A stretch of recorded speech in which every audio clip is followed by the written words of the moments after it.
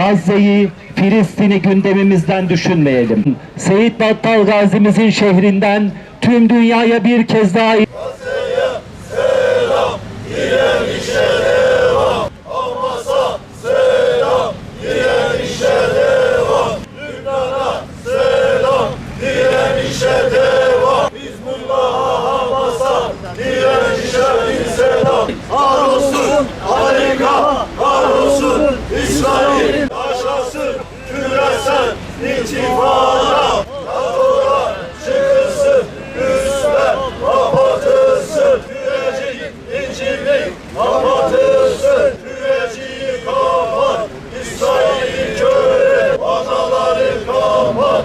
Sevkiyatı durdur. Bismillahirrahmanirrahim. Bildiğiniz gibi Siyonist rejimin Gazze'ye yönelik soykırım saldırıları 427 gündür devam ediyor. Siyonist işgal güçleri 7 Mayıs'tan bu yana Refah'ta ve Gazze'nin çeşitli noktalarında kara harekatını sürdürüyor. Gazze'nin kuzeyi, özellikle Cibaliye kampı ve Beyt Lahiye 62 gündür işgal güçlerinin ağır ablukası ve bombardımanı altında. Gazze'nin kuzeyi tamamen izole edilmiş durumda ve bölgeye yoğun hava ve topçu saldırıları düzenleniyor. İşgalci katiller Gazze'li kardeşlerimizin kendi imkanlarıyla kurdukları derme çatma çadırları vahşice bombalayıp onları katlediyor. Uyguladıkları teşhir politikasıyla Siyonistler o bölgeyi tamamen insansızlaştırmak istiyor. Bu yüzden Müslümanların ilk ve en önemli gündem maddesi Gazze olmak zorundadır. Gazze'ye her türlü desteği vermeye devam etmeliyiz ve Siyonistlere ülkemizden bir toplu iğne bile gitmesine müsaade etmemeliyiz. Bu bağlamda özellikle BOTAŞ üzerinden soykırımcı İsrail'e giden petrol sevkiyatının kesilmesi büyük önem arz etmektedir. Hükümet yetkilileri korsan İsrail'e BOTAŞ üzerinden petrol sevkiyatı olduğunu kabul ediyorlar ve fakat bu petrolü satan şirketlerle görüştüklerini ve bu hassas dönemde onlardan İsrail'e petrol satışını durdurmalarını istediklerini belirtiyorlar. Biz buna iki açıdan itiraz ediyoruz. Birincisi, böyle şifai ve herhangi bir hukuki yönü ve yaptırımı olmayan bu girişim kamuoyunu tatmin etmemektedir.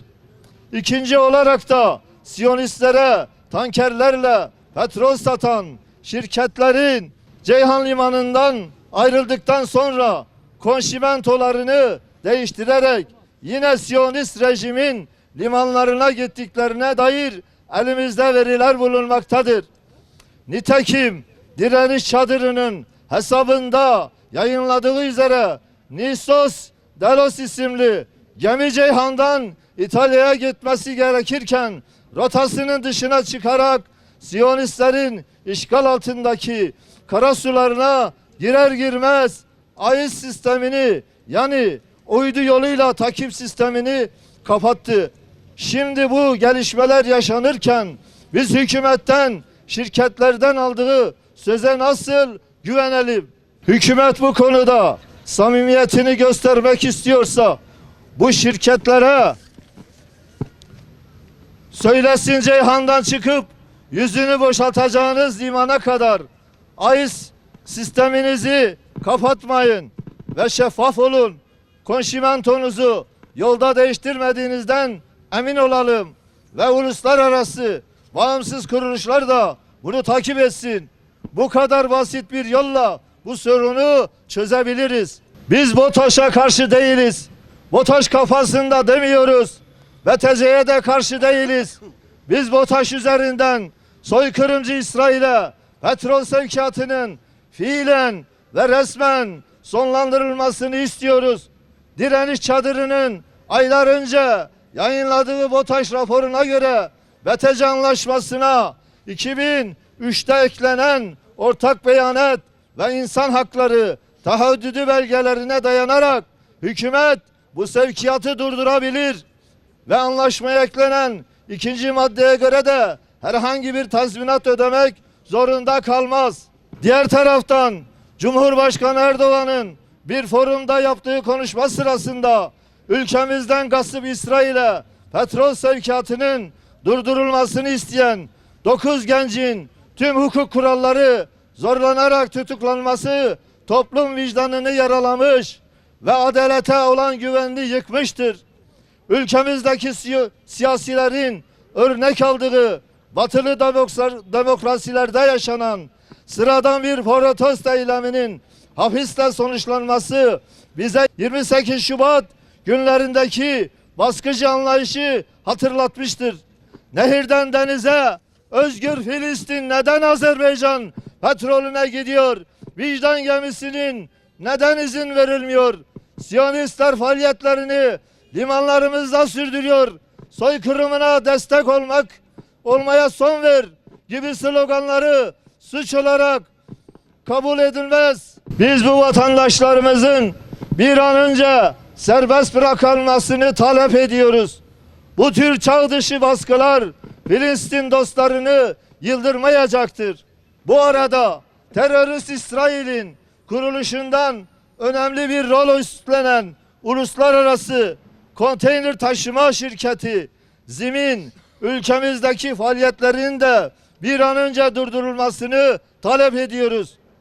Bu Siyonist şirketin Türkiye'de faaliyet göstermesi hükümetin gasp İsrail ile ticareti sonlandırma politikasına uymamaktadır. Bu Siyonist şirket birçok ülkede protesto edilmiş ve faaliyetleri askıya alınmıştır. Mesela Malezya hükümeti Aralık 2023'te Zim gemilerinin limanlarını kullanmasını engelleme kararı almıştır. Malezya kadar olamıyor muyuz? Zim gemilerin limanlarımızda cirit atmasının hemen son verilmelidir. Bu Siyonist şirketin ülkemizde acenteliğini üstlenen Belastar şirketinin de bir an önce bu şirketle anlaşmasını feshetmesi gerektiğini hatırlatıyoruz. Öte yandan ABD'de seçimleri kazanan kumarbaz ve katil Trump geçtiğimiz günlerde yaptığı açıklamada 20 Ocak tarihine kadar Filistinlerin elinde esir bulunan Siyonistlerin serbest bırakılmaması halinde Orta Doğu'yu cehenneme çevirmekle tehdit etti. Biz Türkiye'li Müslümanlar olarak çok yakında kumarbaz Trump'ın bu küstahlığına anladığı dilden cevap vereceğiz inşallah. Aziz milletimiz, hükümetten bir an önce Kürecik NATO radarını söküp atarak gasp İsrail'i kör etmesini, Siyonist İsrail'le hemen bugün tüm ilişkileri kesilmesini, bu zalim rejimi tanımaktan vazgeçmesini, Azerbaycan petrolünün Bakü-Ceyhan boru hattında işgalci İsrail'e sevkiyatının durdurulmasını, Siyonist İsrail'de askerlik yapan çifte vatandaşa sahip Yahudileri tespit edip vatandaşlıktan çıkarılmasını, bu bağlamda Hüdapar'ın verdiği kanun teklifinin hemen yasalaşmasını, Mavi Marmara davasını yeniden açmasını başta İncirlik olmak üzere Türkiye'deki NATO üslerinden ABD'li ile Siyonist İsrail'e herhangi bir askeri ve istikbari yardımın gitmesini engellemesini ve Haydarpaşa limanında keyfi olarak bekletilen vicdan gemisine hareket izni vermesini istemektedir. Şimdi hamasi sözler söyleme vakti değil, eylem vaktidir. Biz Malatya'dan Siyonistler karşısında şanlı bir direniş gösteren Hamas'ı, İslami Cihadı, Lübnan Hizbullah'ını, Yemen Ensarullah'ını ve Irak İslami direnişini selamlıyoruz. Sonuna kadar direniş cephesinin yanındayız. Onlarla iftihar ediyoruz.